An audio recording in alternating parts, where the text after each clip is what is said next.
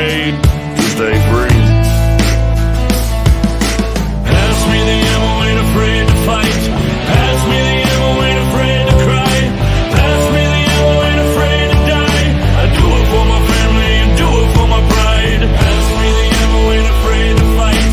Pass me the ammo, ain't afraid to cry. Pass me the ammo, ain't afraid to die. I do it for my family and do it for my pride. Laid up in this bunker, rosary on my neck. I do this for my family and the colors I respect. Ain't forgotten that those cowards took the towers down. You can bet I ain't gon' hesitate to put them in the ground. Clutching on my rifle, ammo by my side. Clutching on my Bible, I do it for my pride. I'm trained to be fearless, I fear the unknown. Give my love to my family and I'll see them when I'm home. Pass me the ammo, ain't afraid to fight. Pass me the ammo, ain't afraid to cry. Pass me the ammo, ain't afraid to die. I do it for my family and do it for my pride. Pass me the ammo, ain't afraid to fight. Pass me the ammo, ain't afraid to cry.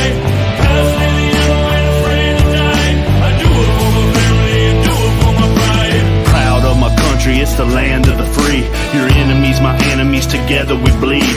Your sister, your brother, your cousin, whatever. Your family's my family in the trenches together.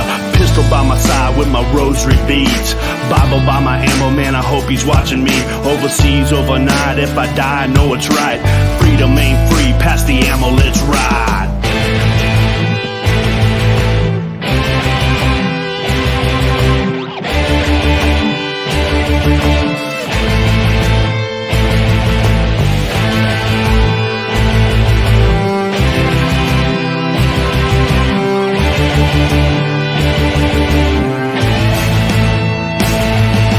Pass me the ammo, ain't afraid to fight. Pass me the ammo, ain't afraid to cry. Pass me the ammo, ain't afraid to die. I do it for my family and do it for my pride. Pass me the ammo, ain't afraid to fight. Pass me the ammo, ain't afraid to cry.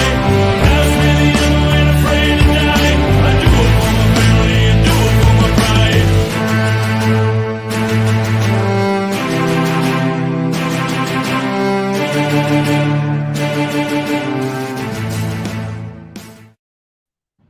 Hi, welcome to Vets Chatting with Granny Lisa. And tonight we are starting our first series on leftovers. And I have a guest that unfortunately and her son that are part of this hateful, undesirable, horrible club. And so I have Becky Meyers, who goes by AK Canadian Bacon, and then her 16-year-old son, Andrew. Now, I do need to make it clear that this is not for children. This is for mature audiences, and we will be talking about suicide. And that is why we are called leftovers, because we are left with all the crap after our loved ones commit suicide. So we want to get real, probably get emotional. You'll probably hear some cursing and some crying and some anger, sharing our stories, because we want this. It's a 12 series podcast. And we have been asked to do this to share with National Guard units across the nation. And so Becky and I said, yes, we will commit to that. And so our goal is to stop veteran suicide. And so if we can make our soldiers, male or female, aware of how it affects us, the truth, not the candy coated, not the truth. Most people don't know, and most, I'm sure, of our loved ones who commit suicide don't even realize themselves what they leave and what's left over for us to deal with.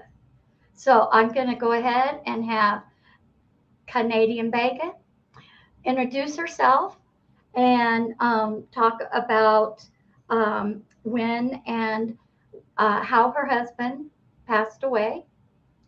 And then, Andrew, after she is done, I would like you to introduce yourself. And you are 16, so I'm hoping that this will also give other maybe families that have younger or teenagers that are having to deal with it not feel alone in their feelings, because most, I'm sure, don't talk about it. And so, again, it's like this taboo subject. Go ahead, Becky, go right for it. Well, hi, everybody. Thank you so much for allowing us to be on the show, because this is really, really something that's near and dear to my heart. And I do apologize if you see ears pop up. My dog has decided that she needs to sit beside me. Yeah. So I can't live without him. So I am a survivor of suicide. My husband committed suicide on December 13th of last year. So it's only been 9 months since he took his life. And he was a veteran. He was a disabled veteran. And I'll explain to you guys about the whole VA thing and all that stuff too. From my experience is very different from others. But he took his life after he'd been out of the service since 1999. He separated, and he was in the Air Force for just over 9 years. And he had been to Afghanistan. He had been to Korea for a year. He was, the whole airman. He was a satellite wideband communications specialist. He was in SATCOM. That was his thing. So when he got out, he got a job in SATCOM telecommunications. That's where he worked. He actually worked with his best friend from the military. They followed each other all the way through. And on December 13th, he left for work that night. And I knew that there were issues. I never thought in the million years he would ever do this, but I knew there was issues. I told him that night that I needed him to get help. I gave him a hug. I said, I'll help you find a therapist. You need to talk to your doctor about getting put on some medication, something. He walked out the door. He didn't even make it to the main street from our subdivision, and he planned everything and took his life. And unfortunately, we didn't find him till the next day. And that's where Andrew comes into it. So I have my personal experience, which has been pretty traumatic. And I moved to this country for him. And since then, I've had good, bad days. I've actually come through this better than some people that I've seen. And I know I've got friends who are different levels of this where they've gone through it. But my mission became that I want to, if I can stop one person, I will. And my therapist has already told me that I have a big mouth and she doesn't want me to ever shut up. And she's a veteran too. So that she and I even started a Facebook group because there's a stigma. There is a scarlet letter that is associated with suicide. And my father-in-law even admitted that to me in April. So, this is one of those things that I want people to ask questions. I want everybody to realize what this impacts. Yes, it is you as the military personnel, the vet, whatever, that's making that decision, but it impacts your entire family, all of your friends, everything. And it goes a little bit deeper. But what I would like to do first, Lisa, is I'd like to introduce my son, Andrew. Yes. Andrew is 16. He is our second son. We have another older son. You probably saw him pop through here. He is the one who actually found my husband the following day. And being a Boy Scout, he took his pulse. Andrew, out of the three of us, is doing the best. Therapy dropped him down to every other week. So that is great. And he has a different perspective on things. Now, the other perspective he has on this is one that I don't think we even talked about, Lisa, but I thought about it today, which was any new enlisted people, like any age, even the young ones, when they're 17 and 18, Andrew can talk to those people too, because we had someone in our Boy Scout troop who we believe committed suicide, and he was 20 and he had enlisted when he was 18. So it doesn't have any kind of age requirements, and that's why I know it's difficult, Andrew, but I want to say on behalf of me how much I appreciate you being here, because you know from your perspective on how younger people will react. We're old. I'm old. You're middle. I'm old. But I mean, I think it's important that we include other people that are in different age groups. So thank you for being here. And go ahead, introduce yourself. So, hi, my name is Andrew. As my mom introduced me, so I did find my dad dead, and as it was said before, I spotted his car. My brother Kyle, he drove into where we were, or where I found him. I look up the hill, I see something, and it was him, and I guess I was suspicious, so I checked his pulse, I looked at his face, and then I saw everything. It'll just lifeless completely in there. I didn't even bother CPR because I already saw the blood and everything. Right.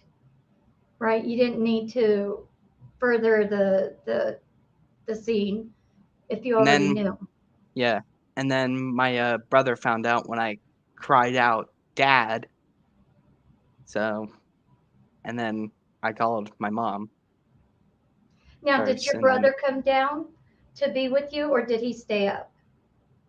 he stayed in his car the entire time. I I took care of talking to the police. I had my mom on the phone. I was pretty much doing everything until a couple of our friends started coming here. How did So that was that, all me. how did, do you think that that was kind of like a good thing that your Boy Scout skills kind of kicked in Oh, and you absolutely. were, so it kind of buffered the reality of finding your dad and all of that. So when you were talking to the police, were Mhm. you very methodical? Is that how you pronounce that word? You were like just very, you know, Calm, logical. yeah. Yes, Hmm. yes. No I was emotions. completely shut down, no emotion. It wasn't until I actually got home that I started to click the situation, click Okay. into that, yeah. Alrighty. Okay. Now, my story is a little bit different. My husband was former military army, and he was out for a while, and he was National Guard, and he committed suicide in our home. He had been dealing with mental health issues for over a year, going to psychiatrists, being on so many drugs. He went into the hospital to get help, and nothing seemed to be working. He had a gun safe, and I had all the keys and access.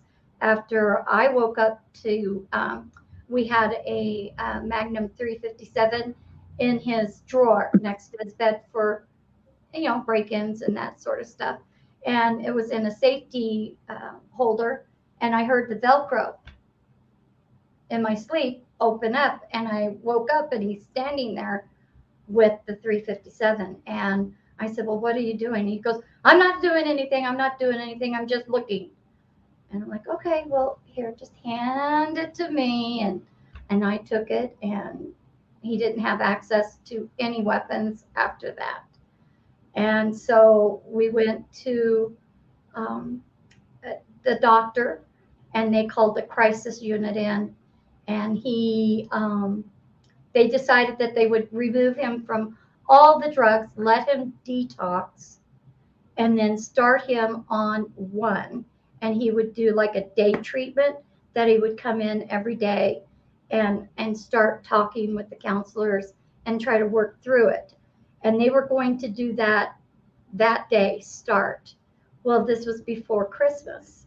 And so he started crying And he said, I want to be home for Christmas. I don't want to be anywhere else. I want to be home for Christmas. And he said, I promise I won't do anything. Well, he was the type that if he made a promise, he didn't break it. And in all the time that we've been together, not once. And so I believed him. And so I signed him to come home. I made the decision. And so he did. And it was a rough Christmas. And then after that, on the 29th, he came down. He was happy. He seemed like he was my husband again. Gave me a kiss, poured coffee. We lived in Arizona, so he was outside on the patio by the pool, smoking and drinking his coffee like he used to do, out there just enjoying life. And so he comes back in, and I told him that I planned on making banana bread, which was his favorite. And he said, oh, great, that'll be good. He gave me another kiss. He goes, I think I'm going to go and lay down for a little while. And I'm like, okay. And just so happy. I was so, so happy because he seemed like my old Terry. And so he went upstairs at 05:30 a.m. exactly. The rifle went off, and he landed on the floor in our bedroom. And his mom was living with us at the time. And she said, oh my God, he did it. He did it. He did it. And I'm disabled. So I moved as fast as I was possible to get up the stairs. Our dogs were with them. We had 4 babies. They were in the room with him. I opened the door and I could smell the gun smoke. And he was laying on the floor, and I knew immediately he had that blank stare, and the rifle was ahead of him. And it was almost like I was seeing everything in slow motion, if that makes sense. And so I saw I know him, exactly what you're talking about. okay, and I looked over, and that asshole took apart the gun safe. Yes, he took it off the hinges. And it was just, and he had it all lined up, all the screws, because he was that kind of a person, OCD. He, had it all lined up, like ready for me to put it back together, and I would know how to do it. And then he had broke into the ammo box and had it all laid out. And as I'm looking at this and seeing what he did, I look back at him, and I'm still, the first thing that came to my mind is because he shot himself here in the forehead off to the side. And his brain was exposed. And I thought to myself, it's white. It's white. And, in the movies, they always show a pink brain, right? And I'm thinking, what's wrong with this picture? It's white. Something's wrong, right? And I look at him again, and then it clicks on me. I run out of the room, and I said to his mom, call 911, call 911. And I'm trying to get down the stairs. The dogs went into the other spare bedroom and are hiding underneath the bed. And so I go down the stairs, and she can't talk. And so I take the phone, and obviously I'm not talking because all I could say to the operator is, he promised he wouldn't do this. He promised me. And that's all I kept saying, is over and over again. And so she got herself, his mom, composed and went out to the front, and they had sent, the authorities over and everything like that. But it was, Andrew, you said you can just imagine, everything just kind of like goes in slow motion as you're looking at everything, but it's going just like that. It was seconds. Mm-hmm. I want to say the only emotion I had when I was there was when I screamed, "Dad." That was it. Mhm. And then he called me and he said he's screaming in the phone, he shot himself, he's dead, he did it. And all I could say was call 911 because I had pulled up to my husband's office. Oh, yes. And I'm sitting at their guard gate. And I looked at the guard and said, my husband, who's an employee here, just shot himself or just killed himself. I need to talk to someone right now. And of course, they're not prepared. They don't know what to do. So he's like, hold on. And I basically was like, dude, I waited I thought I waited 10 minutes, but I think it was maybe 30 seconds. And I said, I can't. I have to go get my kids Mhm. because they found their dad. So yeah, like this company, as far as I'm concerned, it can burn to the ground and I will sit there with s'mores right at the flames, watching it burn because I can't The stand one the company. filming. Oh, and I didn't tell you this, Mom, but I think I may have actually heard him when he did it the night. Oh, I didn't know. I heard a scream and then a bang. I didn't know what it was. Yeah, you wouldn't So, know at the time. And he's no. probably screaming to get the courage, like, ah, and then Yeah. pull the Yeah. trigger. More than likely. Yeah. And I it mean, never connects. we had no idea. We were far enough away that we wouldn't have seen, or realistically, we wouldn't have seen or heard anything because he did it over at the entrance of our community because we had just moved into this house a year and a half before. So not even, it was just over a year before. So this was just like a whole, shock to everybody if, and Andrew, you could have heard it or it could have just been some hunter, who knows, I because know. no I one thought found it was him a until hunter Andrew too. did. Yeah. Yeah. Because we have Well, hunters and around here. it echoes at night. Yep. So, I would not be surprised. And with you coming up with that connection, Mm-hmm. Mhm. how does that make you feel? If you think you heard, does it make you feel like, oh, I wish I could have done something if I realized it? Or, Even so, I don't know what on earth I could have done. no.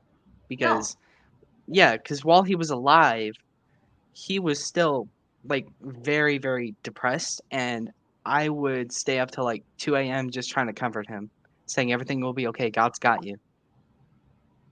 And the thing is I didn't know these conversations were happening. What And kind he of was talking to his mom too. what kind of conversations would you guys have? What was he talking about that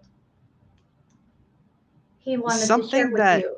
something that never really clicked, but something he did mention was he was talking about life insurance and he didn't know if we were going to be able to take care of him when we were older. I just told him to stop saying that, and I said, "You'll get over this. God has got you." And I guess afterwards, the silence just started, and that's when it all clicked into him. So that he went silent. Yeah. He had told me that because the thing about my husband Kelly was that he had been spontaneously baptized in September. When I say spontaneously, I mean like he jumped up. My introvert husband jumped up and said, I'll do it. And everybody at the church was completely shocked that he wanted to be baptized. And then he attended church regularly from that point on. So he had told me over the course of a couple weeks, like he felt like he was being haunted by demons, that things were, the devil was out to get him and different things like that. So, looking back on it, hindsight being 2020, that's one of those things that you go, okay, maybe you should be paying attention to that. But I will tell you, and Andrew, this is something you don't know. So just if you panic, if it bothers you, feel free to turn your camera off or whatever. But years before, Kelly and I, we'd had a conversation, and he had said something about if we ever got divorced, that he would kill himself. Like he's like, I would kill myself. And it was the weirdest thing to say. And I mean, this is before the kids were born, and it was not something that would be normal. but there was a history of mental illness in his family. No one had committed suicide. So for him to say that, it wouldn't have occurred to me.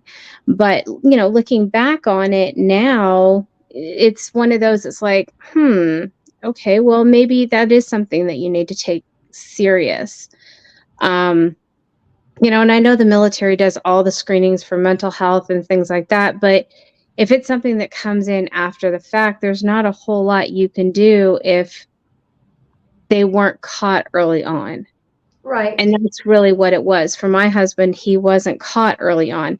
And I know that we can't change the process for the military, but God help us. I wish that they would go back and look at your family history to see what you're bringing into it as well. Because if you have a family history of mental illness, you might be good right now when you enlist, and you might be good through your whole enlistment. Now you're a vet and you've retired or separated, whatever.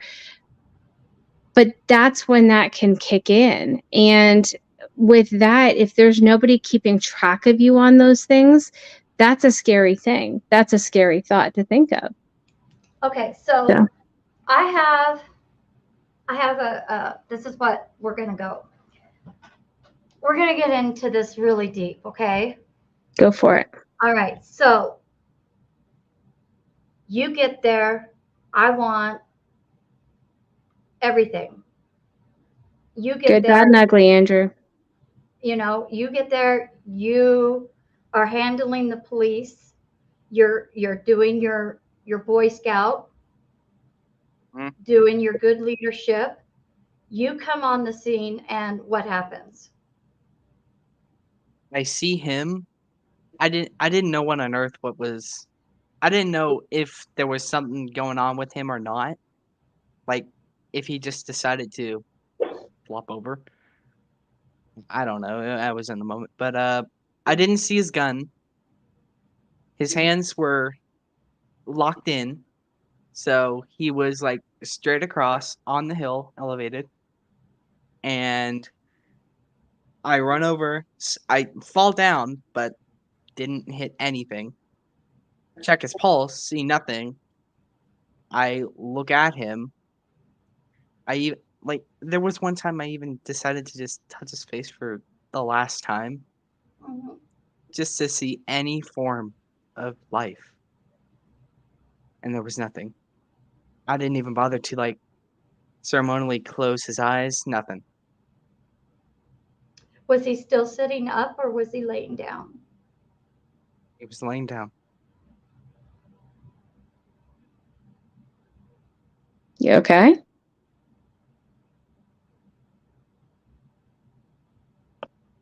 Okay.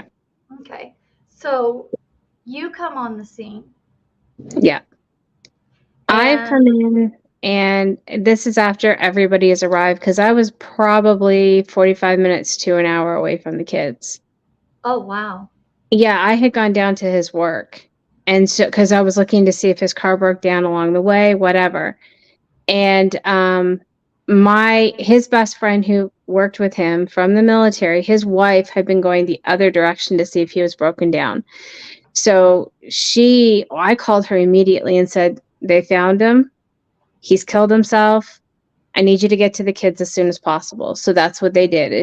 That was her one and only goal, was to get to the boys. And when I got there, she was there. The police were there. Like, I spoke with the cop that was on the scene.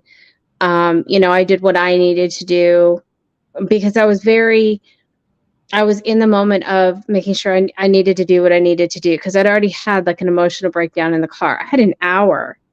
Right. To lose my shit in the car. And, I punched the glove, or not the glove, but the seat thing in between my car. I pounded on the steering wheel, yelled, screamed, the whole thing, while in between making phone calls to people, because I've got to tell people, like, this has happened, because we were all looking for him. So, it's one of those, it's like, well, how do you get people to where you need them to be? Because I now need to have as many people around my family as humanly possible. Correct. Right now, like yesterday. So that was where my process was until I could get there. So fortunately, Andrew made a phone call to one of the girls that was working with our youth team, and she wasn't working that day. So she came over. Our associate pastor, who's a sheriff's deputy in the county near us, he dropped everything. He was like, he works in a juvenile court. He told him, he's like, I have to go. I just have to go. He left. He came over. His wife left her job in HR. She came over. It's like the things that people dropped to just be at our house was incredible.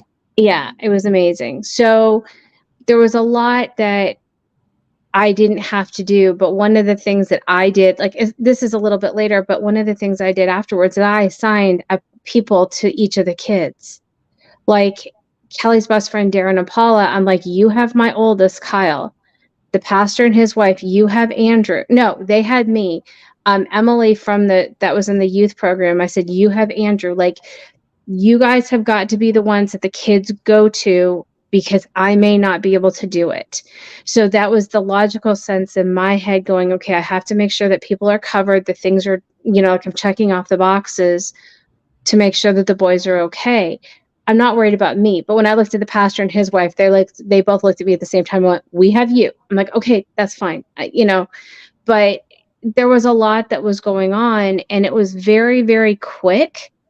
And it was very, very surprising. And like the police officer, my husband had left a sticky note on the seat and said, there's videos on his phone. Please forgive me, blah, blah, blah, blah, blah. Goodbye. I love the you. sticky note as well. Yeah, but they didn't have his keys. They didn't have his keys until I told them to go home and get the other set, but the keys were on my husband. But I was the only one that could open his phone because I had the thumbprint. He had had me do it a week before. So there were things he had already put in place. Mm-hmm. And it was just one of those things. So do you want to continue, Andrew? Are you okay? Or do you want to just skip to the next where I am? You can skip right now because... Okay, that's fine. A little dicey right now. That's fine. That's good. No problem. We'll be so all when over the place. Yeah. When I finally did arrive, though, Paula was there. She had Andrew.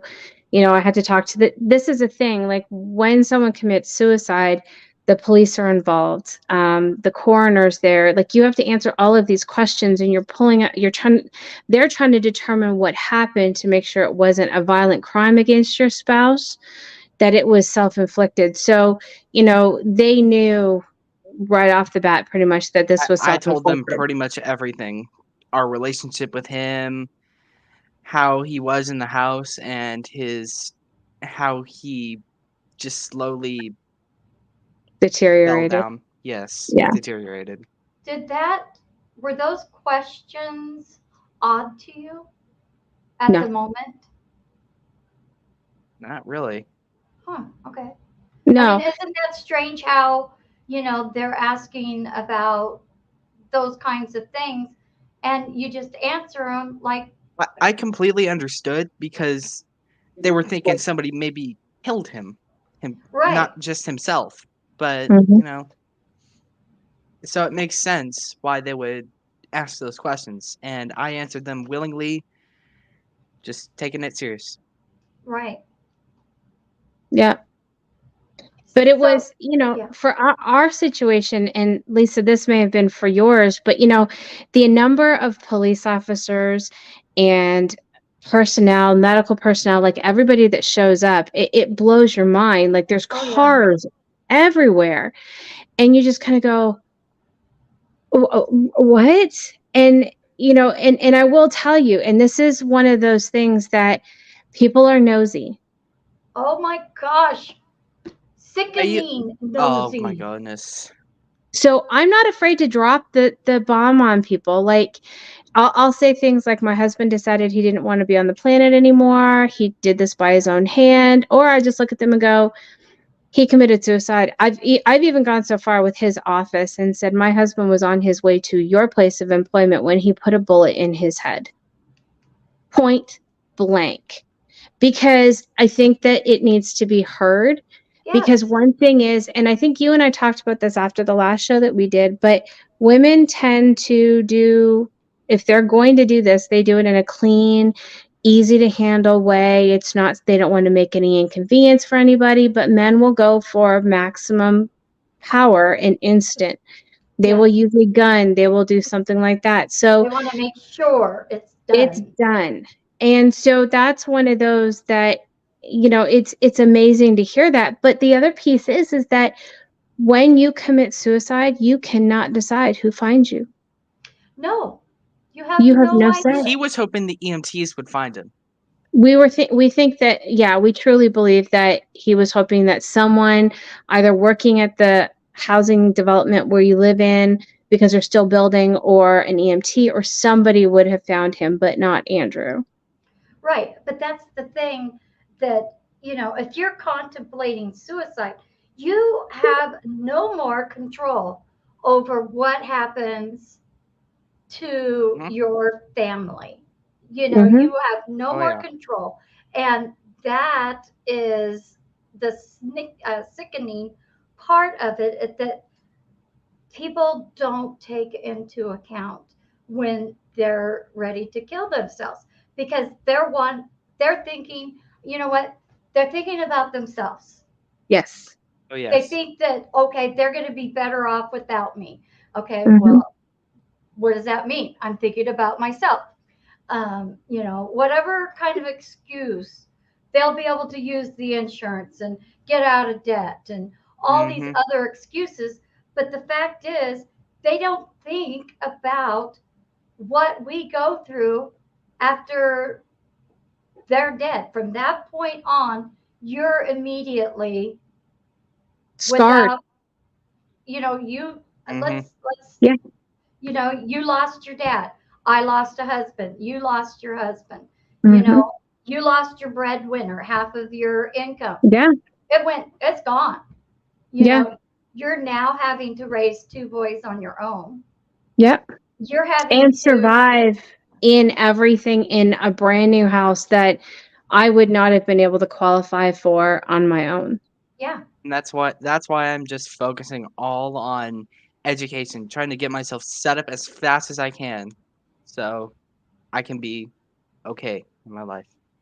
And here's another piece, and it's really kind of funny, is because I have met somebody else. Like, I basically told the kids right away. I said, I will remarry. I'm not going to stay single. Your dad chose to leave us, whatever. So this new gentleman that's in my life has said, you act like a widow, but you act like a divorcee, because when you take your life like this, you basically say to your spouse, I'm done, I'm out. And you uh-huh, walk out. It's like if you walked out the door to go get cigarettes. yeah, You walk out the door and you never come back. The only difference is that your spouse now cannot yell at you in a courtroom. Your spouse can't get their frustration out, because what are they doing? They're yelling at a stone that's in the ground. exactly. Mhm. There's nothing.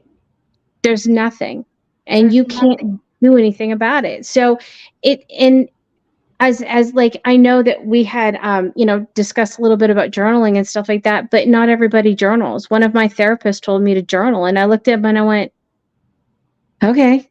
And I went home and I tried, and then I went, forget it. I created a Facebook group just for me, just so that I could vlog to myself, and no one's in it. It literally is just for me. And I put all of the videos that I'm frustrated, I put everything in there, because that's where I journal. Right. And it's a little crazy. It's however it works for you. Right. Now, when you got all the ambulance, you got the fire department, you got the police department, you have the what is the mortgage guy, the The mortuary guy, the coroner. coroner there, and Mhm. so you have all these people, and then you have your neighbors. Oh yeah. You Oh, have your ours was the neighbors. real estate agent. Ours was the Oh, real estate agent at our Okay, community. let's everyone in our talk community about it. hates her. Let's Oh, talk okay. So about let's talk about how people that just now found out are now reacting to you.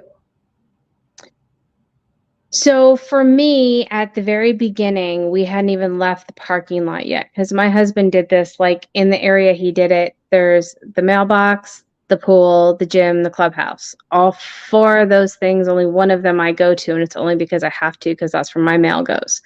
Other than that, I don't go over there. But the real estate agent who's still selling houses in our neighborhood pops over and she rolls her window down. She's like, "So what happened?" And I just looked at her and I went, "My husband just shot himself last night over there and killed himself." And the horror, everything. And she said, "Oh my God, is there anything I can do?" And I went, "Yeah, you can get the builder to come out and do the 1 year walkthrough through my house so I can get the hell out of this community." Because all I wanted to do was get out of this area. I wanted out of the Right. house. I wanted out of everything. And here's the one thing. I mean, and I know this sounds a little crass, but No. I'm very glad that my husband did not kill himself in my house. And Lisa, I know that you on your experience, but when you have someone who commits suicide in your home, you have to disclose it if you sell your house. Yes, you do. Believe me, I know. I did. Yeah. And that's the one thing I'm really kind of glad that he didn't do it in the house because all I have to say is I'm a widow. They don't have to know how, they don't have to know any details. They just know that I am a widow. And, so I did try and sell my house and everything went to hell in a handbasket with that one. And I will be moving probably in the next year to Texas because, I found someone and I don't want to be here anymore.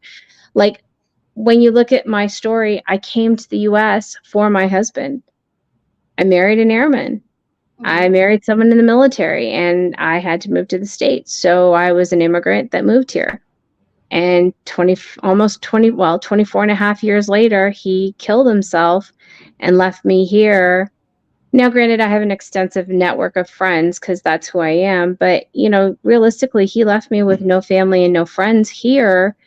Let me rephrase that. He left me with no family here. And his family's in Oregon and my family's in Toronto, Canada. So, I was left here stranded by myself. So with the kids trying to navigate this whole thing. So with a military family, you think, where did you settle or where are you currently living? And what have you left your family to have to now navigate?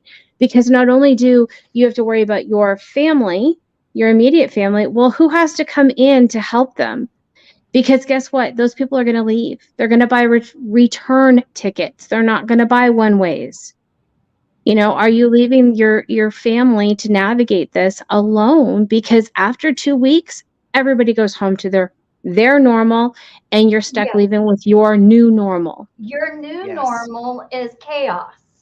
It's Hate. total chaos. Hate, anger, chaos. Your emotions go 1 minute you can be laughing at a stupid joke on TV and then be crying because your significant other is not there with you. I So- cried in Walmart because I forgot my credit card in the car.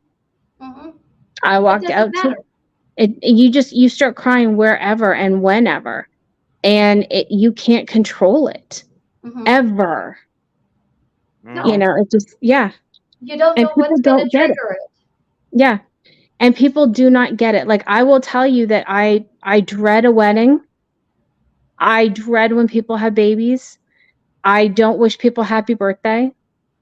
And I am really dreading the holidays. Like, and I know I say US Thanksgiving because Canadian is in October, but Right. US Thanksgiving and Christmas. And I already told the kids, I said, we're not doing Christmas. I will never do another Christmas in this house ever again. Like, I won't. So the Now, let me impact ask is you, let greater. me stop. Andrew, how does that make you feel? Are you in agreement? Do you feel like Christmas is not ever going to be the same, obviously? Oh yeah, completely. So, how do you picture your future on Christmas? I want to do whatever I can to make sure my family, whenever I establish that, has a Christmas to look forward to. So I am going to celebrate it a lot. but I'm not gonna let that ruin it. I'm not gonna let what happened ruin it. Right. So you're okay to, when you get to somewhere else with your new start, to be Mm-hmm. able to do a new start, you know? Exactly. Okay, that's cool. I Yeah. didn't want to interrupt, but while we were there, I wanted to ask because how was it? Everybody's gone. You've had the funeral. You've had the people come over and eat and No, tell you you didn't do that. no. In fact, I stopped the food train. I told them I didn't want food. The only person who really brought us food was my boss, and they probably spent $300 between Costco and Honey Baked Ham to bring us stuff, and we only just ate the ham in July. Like, but it was one of those, I stopped a food train because I don't want to have to sit there and try and figure out how to navigate that. I wasn't eating. I mean, for the first 3 days, if I could drink a protein shake, one of those Premier proteins, you were Mhm. lucky to get me to drink one of those a day. They had a whole group chat on people just saying, "You gotta eat. You gotta I had eat." to report my food. Yeah, that's right. Mhm. Yeah, because but everybody, like, the people, like you said, most people will bring over food, and I put it a stop to that, and I told them no flowers. And people were like, why don't you want flowers? And I said, I don't need something else in my house to die. Flowers are going to Exactly. die. Exactly. Now, how was your eating, Andrew? Were you kind of like back and forth? It's not that I starved myself, but I did, eat less. Hmm. And I was very hesitant to really do much of anything. I So, think the kids were worried about me. And Yeah. that was a big piece as a mom, that the kids immediately turned their focus from dad to focusing on me, and I knew it, and that was a problem for me because there was nothing that I could do to fix that or to help them with that. But I know that their main focus automatically turned to me. My oldest tried to pull the man of the house card.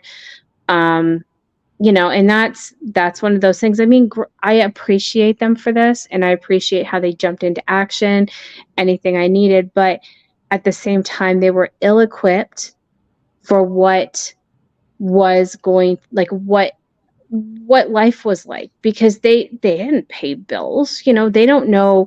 They just know that the fridge has got food in it. The Hmm. pantry's stocked, and they've got a place to live. The internet runs. So there was a lot of aspects that, and they're still learning it, that they don't know, but they immediately went into defense mode with mom. And I appreciate it, but it's still a hard pill to swallow as mom, because that's my job. Right. So, Andrew, when because most kids, I would think, they do it even with divorced parents. They want to make sure mom and dad are okay. Because you mhm. want to be stable, you want things to be okay for the whole family. And what is your new role? Because now you're not just Andrew the teenager, you're Andrew the one that needs to keep an eye on things. Is mom going to want to end her life? I mean, what Oh was yeah. going through your mind on all of that? I guess it's more on. Okay, so my mom and my brother have always had a personality clash, and for a while, my dad was the one who would mediate all of that. So when we figured out that he was gone, it was uncontrolled. So every time I was watching that, I was just having a mental breakdown because I felt like my family was being torn apart. Right. And Andrew was the middleman between my oldest and my young and myself. In a way, um I still am, but it's not as bad as it was before. Hmm. yeah. Yeah. I mean, So we you don't feel identified it like fairly you're quickly. having, if you fail, then it's not your lack of experience in trying to make them okay. It's Hmm. more like, okay, it's on them now. You know, I Yeah. can only do so much. But that's, I mean, And I had to address that to them. That was because I could not maintain that at all. right. You're not the man of the house. You're not your dad. You're just a 16-year-old boy. Mm-hmm. Okay, cool. So when you see your sons doing this, your role now is make sure that they're okay still.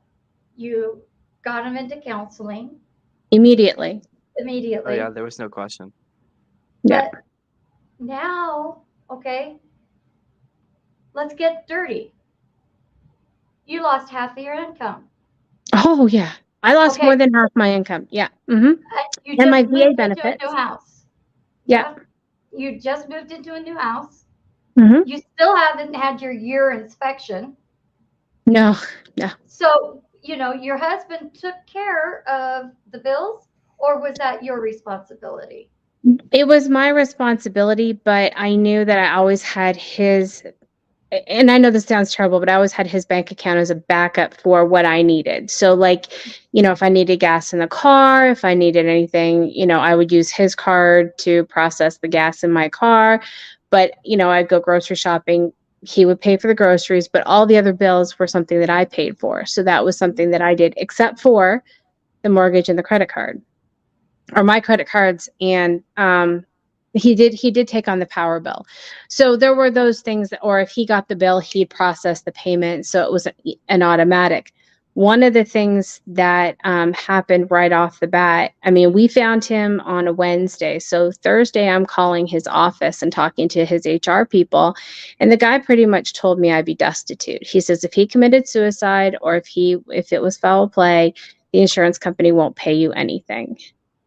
And he point blank told that to me. And that is a false description, meaning that if you've had a policy for more than 2 years, most policies will pay out. So my husband's policy did pay out. But the fact that this man just told a brand new, spanking brand new widow that she's going to be destitute, pardon? Like, I had no idea what I was going to do. I didn't know how I was going to survive. Right. I mean, Because what the fuck is that all about? oh yeah, like I go from making, my husband and I combined made $140,000 a year because he worked second shift or third shift. He did all that stuff. So he made $92,000 a year. In the pull of a trigger, I lost an income of $92,000 plus his medical coverage because he carried the policy. So now I'm having to go through Cobra, which is $1,500 a month. I'm having to pay all of the bills and try and figure things out. And I start cutting stuff left, right, and center. Like, I'm like, drop the Netflix down to the basic, drop the Hulu down to the basic. Like, I'm dropping everything down, Sirius Radio down to basic. Like, everything that I could do to try and find a comfortable way to cut, I was doing that. I listed out, not even lying, I got a dry erase board. I put it on the fridge, and I literally wrote down every single bill that we had and what We the had that cost until was. like July. So We still yeah. have it. I just took it down because we were showing the house. But Yeah. I listed every single bill that we had and how it had to get paid. My oldest had to start paying rent. He was already paying his car insurance, but of course, I've got to handle that. Changing over all of the insurance policies, changing over all of that information. And you're having to check off boxes going, okay, did I do this? Did I do this? Did I do this? And finding policies and things you didn't know, bank accounts, 401k programs, IRAs you didn't know about. Mm-hmm. So there's so much that goes into it. But yeah, I mean, my income, I lost 2/3 of my income with a pull of a trigger. And what about paying for his funeral? Okay, so his funeral, one of the benefits is that I had already I had done a life insurance policy on my own for both of us. So I was paying for that, it was $100K each. And I had the paperwork for it. So I took the paperwork to the funeral home, and they basically assumed the policy and paid for his funeral. So it was like under $10,000 is paying for his funeral. And of course, you're having to go in and pick out caskets because we didn't pre-plan for funerals. I mean, we never thought we would need to pre-plan for funerals. It wasn't even on our radar. You're 50. Right. But, please pre-plan for your funeral, regardless of your age. Just go ahead and do it. Take the questions off, because I walked in there with 5 people at the funeral home, friends of ours, his best friend, the people from my church. And I walked in and went, okay, I like that one. I like that one. I like that one. And I said, you guys pick. And I walked out the room. I couldn't do it. I could not do anymore. I mean, mentally, I was completely drained. I barely knew what my name was. And all of this is happening that same day. So, because you have to get things going. Right. So it was, you can't wait. And of course, then I'm trying to get his wallet back to make sure I get that back. I'm trying to get his wedding band back. People are saying they don't have this, they don't have that. And, because you're going between the coroner and the funeral home and, who gets the releases. But I took that a policy with me. So at least have a copy of your policy in writing so you can take that to the funeral home, because that's how I paid for his funeral. Now, his best friend had come over that afternoon and started making calls to the Legion and to, all of the military side of things, because as a wife, there's no way I would have known who to call. If he'd been in the military longer, where I was, a military wife longer, I might have known who to call. But Darren jumped on it. He grabbed his phone and he started making phone calls. So by the time my husband was buried, he was buried in the military national cemetery in Georgia, which was free. The tombstone was free. So everything with that aspect. So I didn't have to pay for the burial. I didn't have to pay for anything at the national cemetery. Right. But I did have to do the casket and the funeral and the visitation and all that stuff. I did have to do it. And I will tell you that the weirdest thing, and I said this I don't know if I told the kids this. I said this to my best friends. I said, do you want to hear something funny? And they went, what? I went, and I pulled the box out, because the funeral home gives you a black box, and it's got like the programs and all the letters and everything. So I just started dumping stuff in there, all the cards I got from people, the USB drive of his memorial, all that stuff is dumped in there. And I went, look, this is all your life is worth, is a black box. Because to me, that's what it was worth. His life was worth a black box. That was it. While we were moving, I even looked at that and just said, this is it. Yeah, that's it. So when you put it into perspective, you kind of go, oh shit, like that's all that my life is worth, is what's in this black box. And it's a really hard pill to swallow, but that's where it is. And I'll tell you, I mean, I'm 9 months out. I won't go to the cemetery. I still have not gone.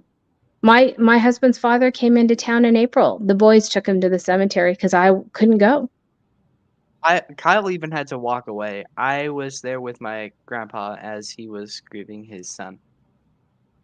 And, you've got the aspect of now you've got to, and I'm not navigating my in-laws, because I told them, I said, I can't. I've got enough going on with the kids. I can't navigate your emotional state on this. Right. I told my father-in-law that about my mother-in-law. I said, I can't. If she's not mentally okay to come out, you can't send her. Because he couldn't come out because of hip surgery. But, you can't navigate your in-laws. And my therapist put this in a really good aspect. They're always going to be the kids' grandparents. We know that. We've established that. Genetics has established that. However, the phrase "till death do you part." My husband parted on his own terms, and he did it without me. And now I don't technically owe them anything. Like, I'm not related to them anymore by marriage. I was, but I'm not anymore. Mm-hmm. And so there's like those little things that you think about and you go, oh shit. But there's so many little pieces that when you pick up the piece and you go, that should have been in this puzzle, but you left, and now I'm having to navigate that puzzle all by myself. And exactly. I mean, you know, Lisa, what I've just gone through recently, but it's one of those that I've had to navigate it by myself. If my husband was here, I would have had him there to drive me to and from the hospital, to make sure that everything was done, you know, do all that stuff. But I've had to navigate it myself and figure out who's going to take care of me in the process. And you know, who's going to watch the kids if you Who's have to going to, stay in longer, if there yep, was complications, all of yep. that. You had And to my pre-plan. And my oldest son, there's no, okay, so for everybody who's watching, I was diagnosed with colorectal cancer in July. And, you know, last thing you really need is, hey, your husband, like I just told people, I'm like, they're like, so how you doing? I'm like, well, I've had a really shitty 8 months. And then they look at me and I go, well, my husband committed suicide. I lost a house I was supposed to move into a week ago. And I just got diagnosed with colorectal cancer. How's your day? You know, and people just kind of go, They don't know but what to do. And yet, no. you know, and yet you're the one that asked what would be the, you know, general response. I'm good, thank you. How are you? But you don't get that from me because my wild card is still in play right now. Right. Hmm. Yeah, you get who I am. And so, you know, but my oldest son, say hypothetically something happened, because a week ago I had the surgery for all of this. It's just so everybody knows, I got the A-OK. I'm stage 0. Everything's gone. I'm Thank you, good. Lord. Thank you, Lord. Yes. Um, but you know, if something had happened, there's no way my oldest son, who's almost 21, could have made any medical decisions for me. So my mom is here from Canada to do that because she's the next of kin and she would be the next adult who could handle this stuff. Because Andrew can't do it. He's 16. Right. And he shouldn't So have to. no kid should have to do this. He But shouldn't have been the one. I'm sorry. I don't want to be talking over you're you, right. No, but you're he good. should not have been the one to find him. Yep. He should have, he put you in a bad position. Yeah. He put I was you told in a to bad, watch out and look for his car. So all of that was put onto me and I had no idea. yes. And that, how do you deal with that? You know, you went into your training as a Boy Scout. That's what you had to fall on. Hmm. You're just stubborn redhead. You know, you just took over like you do in your work. You prioritized. You got everything da da da da da da da da da da, and then you started working on solutions. So, but while you're doing that, you still have no real, nobody's there at night to answer those questions or to deal with the emotion of, oh yeah, I remember, you know, when we did sitting on the couch in the family room. That was our thing to do.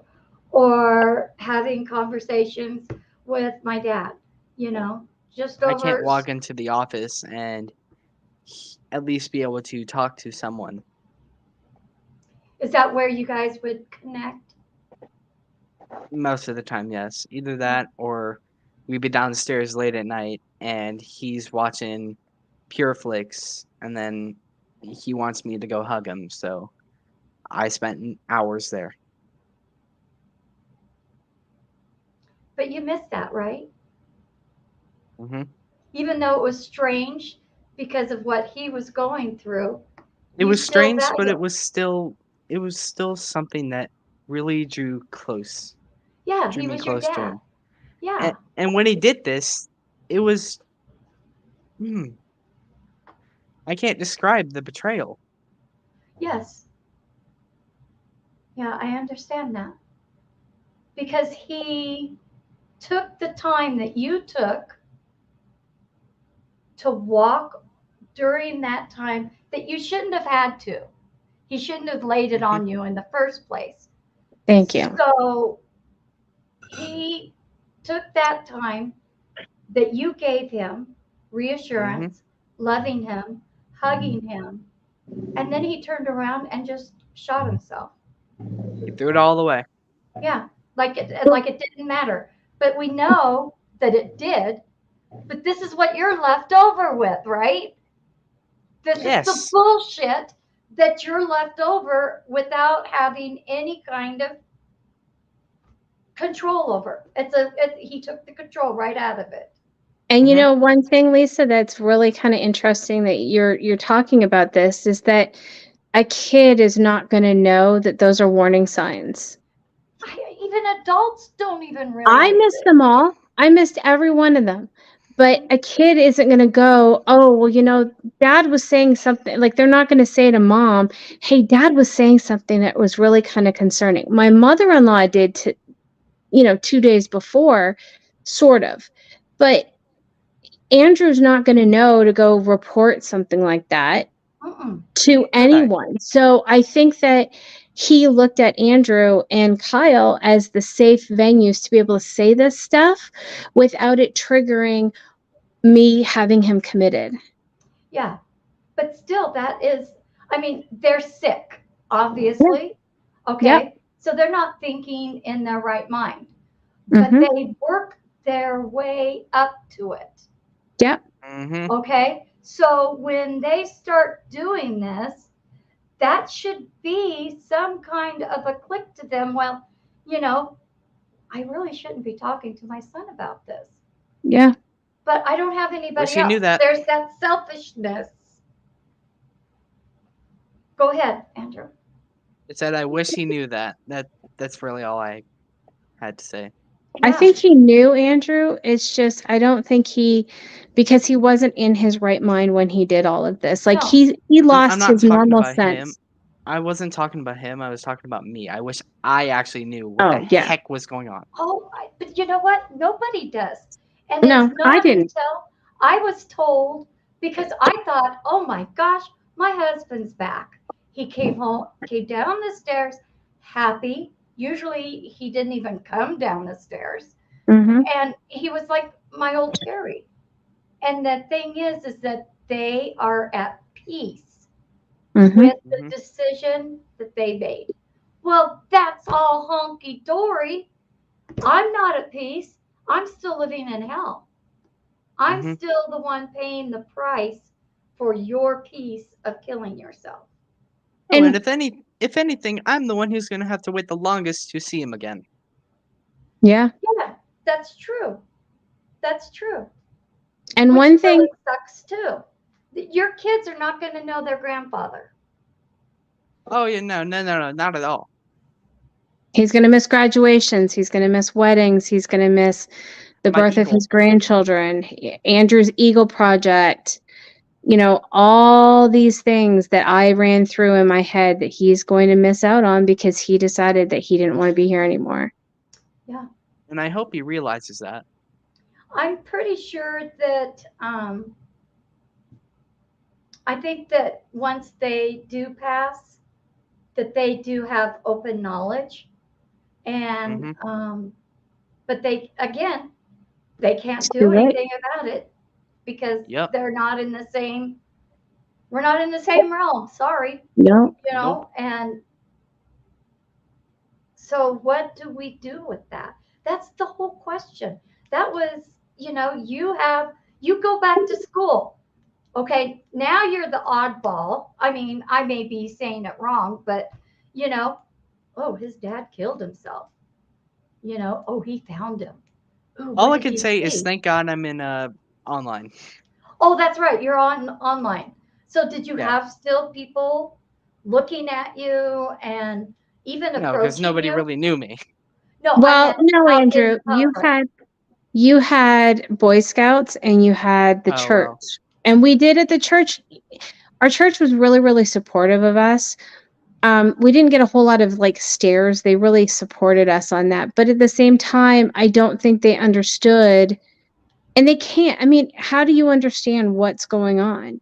And then he's Mhm. part of a Boy Scout troop that we had just joined. And of course, he's having to navigate that. I'm having to navigate the parents. And, so however, the kids were, however, if they knew exactly what his dad did, because I did barely tell. anyone knew, and I think it was only until February when they were doing a review on guns that I put my head down and I did not want to hear this. But I had to have a conversation with Andrew because he went to a youth function in January just to kind of get his head out of the game. And I said to him, I said, okay, here is the thing. You cannot tell people what happened with your dad because it's really, really difficult for us as a family to handle it. A kid your age is not going to be able to handle that kind of a load put on them. I said, if you need to talk to anybody, you can call me. You can talk to the scout leaders. You can talk to any of the adults. They know what has happened. But you, like, as a parent, you have to tell them who they can talk to and who they can't about the situation, where you shouldn't have to say that. But it's a big load to put on another 17-year-old kid that, oh yeah, well, my dad shot himself in the head at Christmas time. Merry Christmas. So, I didn't want him to have to put another kid into any more distress than we already were dealing with. So I kind of had to give Andrew guidelines as to who to talk to and who not to talk to, and how to navigate that whole thing, because it is tricky. I mean, society doesn't get it, and the last thing you want to do is put it on a teenager. Right. And especially because they're going to ask questions that you won't have the answers for, which is going to be frustrating for both sides. And so then your mind is going to, the other person's mind is going to go ahead and assume, if they can't figure out the answer or are not told the answer, they're going to assume something, because, you got to have some kind of answer. Your brain just works that way. But I think the main thing that bothered me, and you guys can let me know, is how insensitive Oh my God, yes. people were afterwards. And I'm talking adults, neighbors that I never talked to before. There was one Spanish family that pulled up, and this was before the police even arrived, that I had to signal that, please leave. My father is dead now. He's right over here. It's a scene. Just please don't interact with it. Yeah, go. Don't get your phone out and start video. That's the last thing you want. Yeah. Oh my gosh. Yeah, it's the insensitive of people who will come as soon as they see you. Like if you go out to go get your mail, you're like, boom. Oh, you're the one that their husband killed themselves. That I hate. Yeah. Oh, it's you. You're the one. It's you, no. And so I said, yeah. Oh, tell me the details. And I'm like, yeah, no, thanks. Actually, my favorite word is, when I'm upset, is fuck. Okay. There's no other word for it. I said, fuck you. I don't even know you. Get the hell away from me. And then I'll go into detail. He got angry at me because I said that to him. The audacity of people. It's none of their business. It's none of his business. I don't even know him. And he wants to know the freaking details of how my husband shot himself. I had family members wanted the gory details. I'm like, are you serious? What is wrong with people? Well, tell me, did you see anything? What do you mean, did I see anything? Did you see blood? I saw his fucking brains. What does that mean? Does that satisfy you? It's like, what is it with people being so insensitive? What did you guys experience? Okay, so for me, I didn't get the same. I actually, honestly, I got the Oh, your husband committed suicide at there was a grief international company because everybody's spouses had pretty much died from like illness and stuff like that. And when I said that my husband committed suicide, they're like, "Oh, you're one of those." So I haven't returned to that No. organization. One of Uh-uh. those. Rightfully so. What is that? One supposed of those. Because Yeah. it's oh, you're a suicide survivor. Oh, I'm sorry. You know, like it's just that holier than thou type of attitude. Yeah. I didn't get a lot of questions about details because bottom line is because I'm so open. I've got such a big mouth that I will tell you. You ask me a question and I will answer it directly and tell you.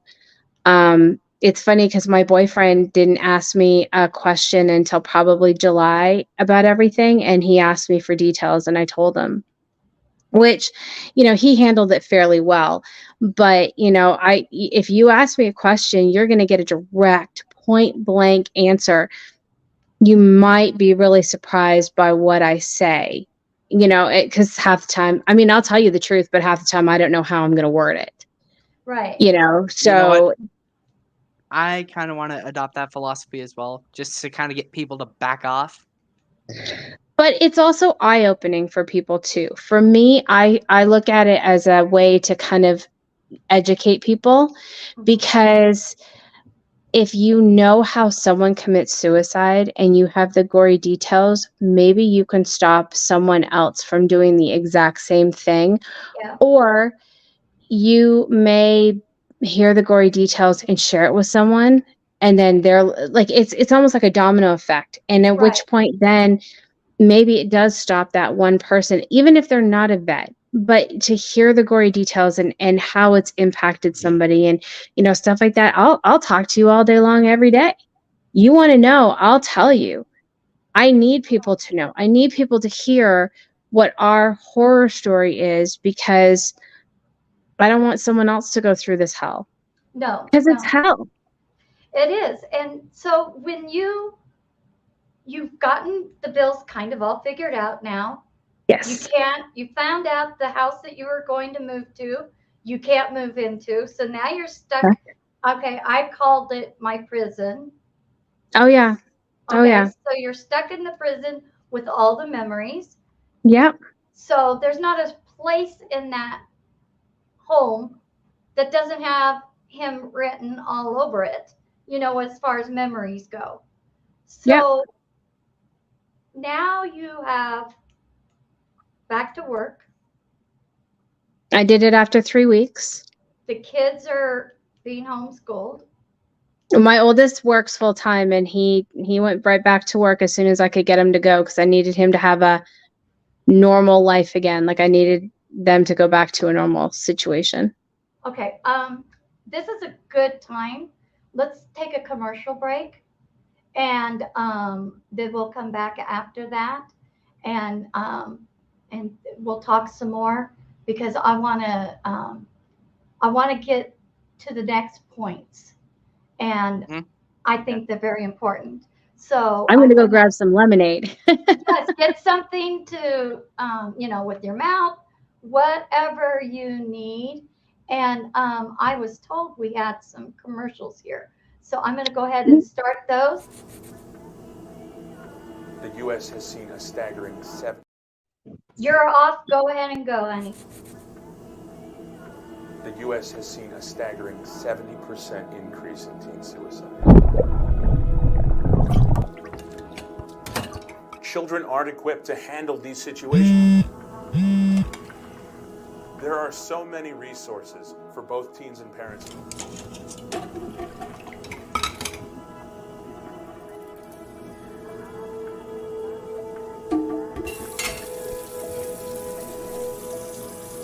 Are we an open family? Yeah. I think we are. Is everything okay? Yeah. I'm fine.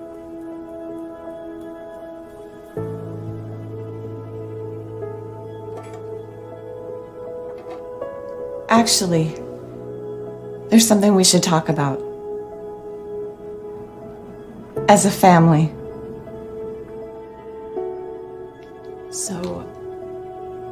This is hard for me to talk about, but I think it's important.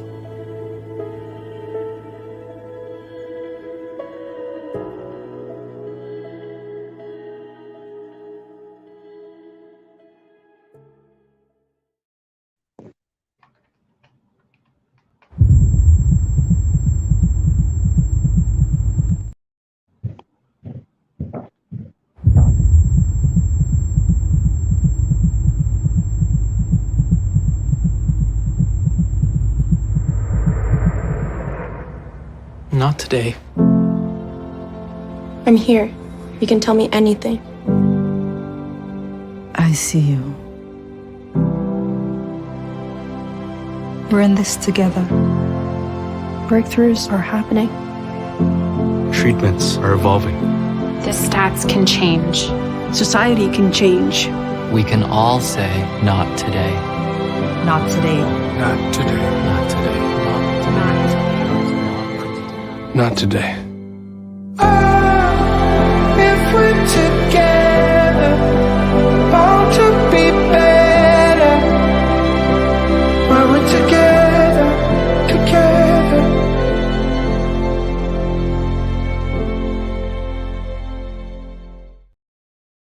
Hi, welcome back.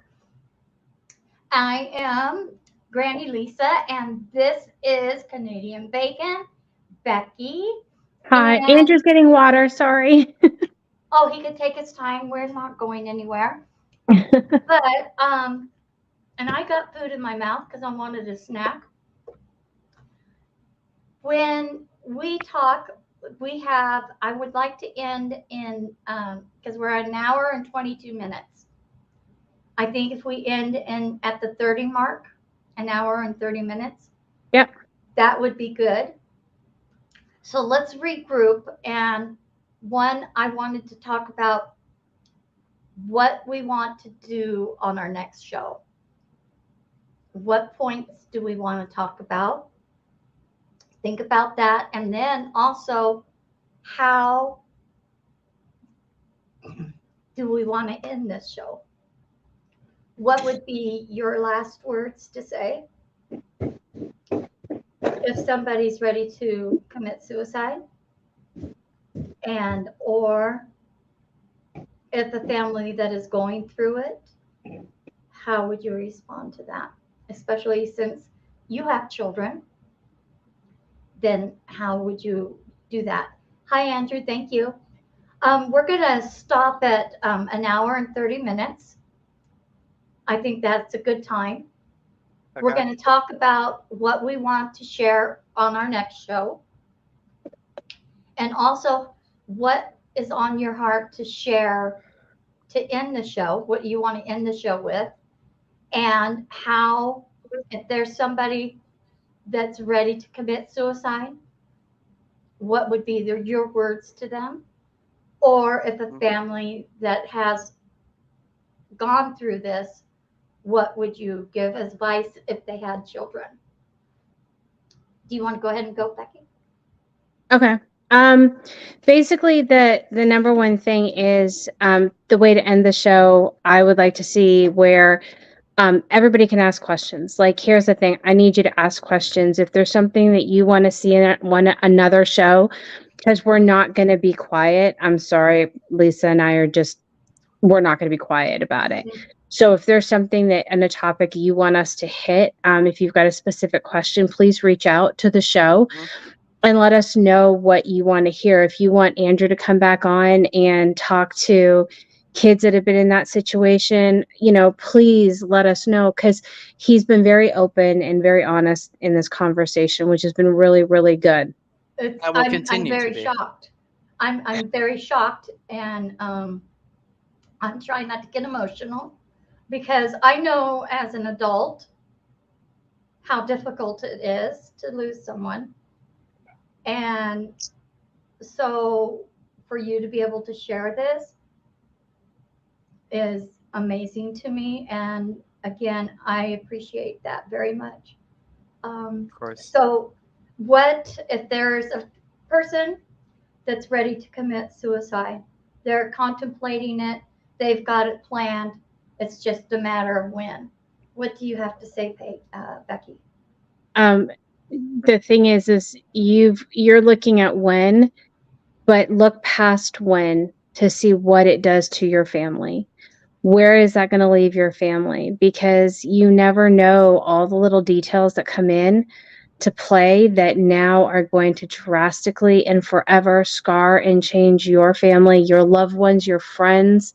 You're going to have friends who are going to curse your name for the rest of their lives. And it's only because they look at something and go, so and so would have liked that. And in my husband's case, his best friend and his wife both go, fucking Kelly Meyers. And that's what they say when something comes up and that reminds them of my husband. So look past what your emotions are and what your heart is telling you, because your heart will, your broken heart is going to shatter the hearts and lives of others.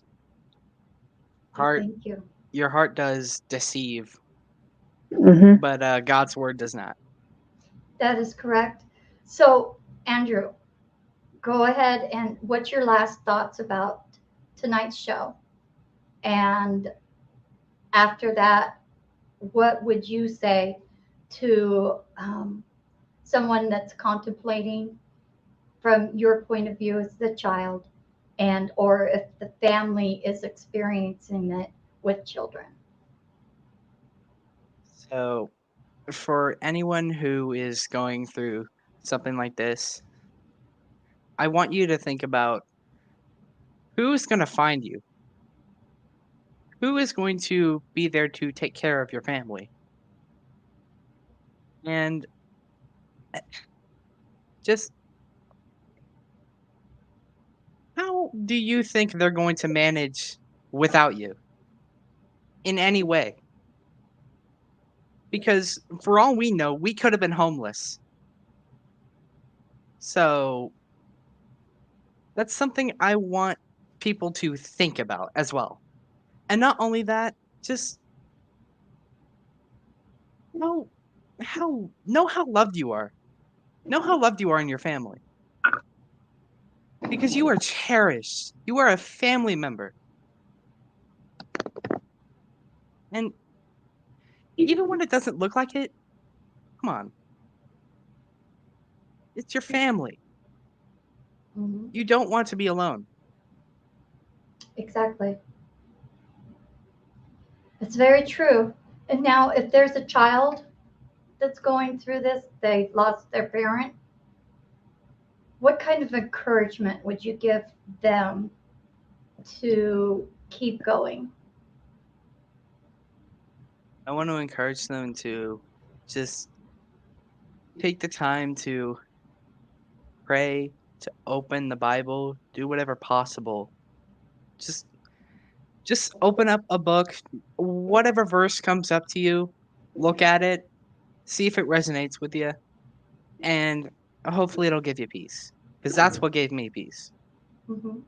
And do you And get to recommend counseling. counseling? Do you Counseling, yes. recommend? Did it help Yes. you? Yes. Yes. Tremendously. Awesome. Okay. All right. Well, we're at the 30 mark almost. So, what we're going to do is that we have decided that we were going to do it once a month. We're going to do once a month a show on Fridays, and we have chosen the second Friday of the month. That's when we are going to continue the series of leftovers. And I think tonight you can see a lot of the reason why we have titled the show Leftovers, because there is so much that you guys that are contemplating suicide, or girls, that you are leaving for your family to deal with. And we know that you think you're doing it for the good of the family and to stop your suffering so that they don't have to deal with it. Believe me, they are going to deal with this for the rest of their life. And they are not ever going to forget it. They're not ever going to forget the images of what they see, hear, or felt. They are not going to be happy Okay. I'm happy my dad's not here anymore. I'm happy my husband's not here anymore. It doesn't work that way. It sucks. The pain, the nightmares, the suffering, your heart doesn't beat the same. You're not the same person. You're never the same person. So if you like your family and you cherish the way that your son looks at life and is excited about the challenges that are set for him, think about the fact that those are now going to be changed. He is now, or she is now, going to be changed forever. Think about And how you're going to miss out on all the opportunities that come along with that. exactly. And the love, because you may not feel like you're loved. You may be hearing the demons and the deceiving and all the lies, but you created this family and they belong to you, and you belong to them.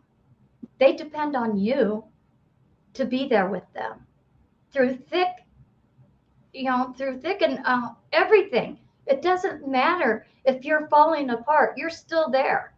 It doesn't matter if you're having nightmares and you're dealing with PTSD and all kinds of stuff, you're still there. They're willing to walk through that, then walk without you, because that's forever. You're not going to be the grandpa, you're not going to be the grandma, you're not going to do anything. You're done. And they're definitely left with the leftovers. I'm Granny Lisa. This is Canadian Bacon, Becky, and her son, Andrew. Thank you so much for coming and spending this time on our first Thank you guys. video of Leftovers for our series. And again, please reach out. You got my social media. You could reach out, ask questions, what you want the show to be about. If you have specific things, or you have a story that you feel needs to be told, just reach out. If you are a veteran that is seriously considering suicide, stop. Stop right now. You have a purpose in this world. You have a purpose in yourself and your family. I love And in you. God. And God. God has a purpose for you. I love you. I may not know you, but I love you. You know why? Because you're a brother or a sister that served in the military with me. I'm supposed to have your back. I have your six. You're supposed to have my six. We're supposed to help others that are suffering. I know that Becky, even though she is not a veteran, she was married to a veteran. She knows the military system. She's had to fight them. Believe me, she's got her own VA stories, has a wife trying to find the stuff that needs to be done. There are people that are here for you to stop you from doing what you are planning. So stop. Call suicide hotline 988. You could go into any hospital and let them know. They will take care of you. It may seem like you're just, oh, you're being punished. You're not being punished. Your life is being saved because you are being attacked. And you, as a soldier, what is the first thing that you do when you're being attacked? You attack back. You fight back. You pull up those bootstraps. You tie your shoes, pull up those pants, and you put on the armor that you know about, and you fight back. With a Don't team. take it. Yes, don't do it alone. There's people here to help you. Mm-hmm. All right, I'm going to stop. Stop. Don't do it. Don't do it. I'm serious. I love you, and I'm talking tough talk. All right. Okay, so we'll be back next month. That's October. the second Friday of the month. It'll be 8 p.m. Eastern Standard Time. And so we look forward to hearing from you. And thank you very much. Oh, and remember, always and forever, sharing is caring. Okay? I said I'd never join. Thought living on sub would be too hard. I figured only the weatherman track storms.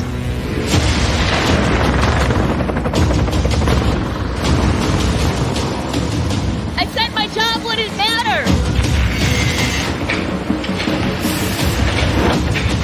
Never knew how strong I was. I never thought this would be my commute.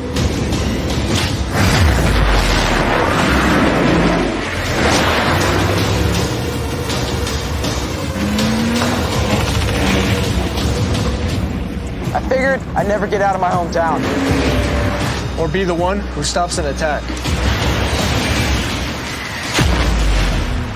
Joining the Navy sounds crazy. Saying never actually is.